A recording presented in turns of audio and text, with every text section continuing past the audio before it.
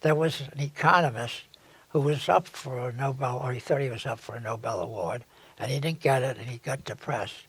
And so I drew a pie chart for him, and I said, okay, well, this is a disappointment. And how important is this career, your career, and getting recognition?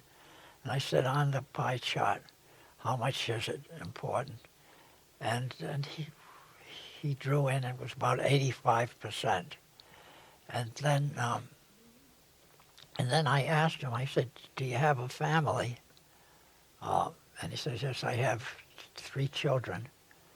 And I said, how important are they to you?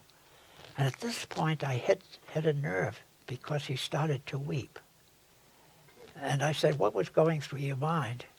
And he says, it just came to me that when I was growing up, my father neglected me.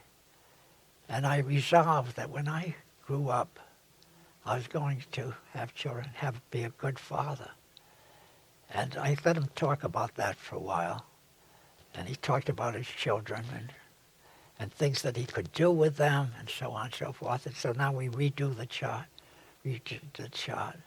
And it was now 60% was for the children. And the rest was 40% for the career. And then I asked him about his friends, and they took up a certain percentage, and then his hobbies, and then we covered about everything, and now he was up to 100%. So then I asked him, I said, what about your wife? I said, how are you going to squeeze her in? So he had to redo it. By now, his career had shrunk to 10%.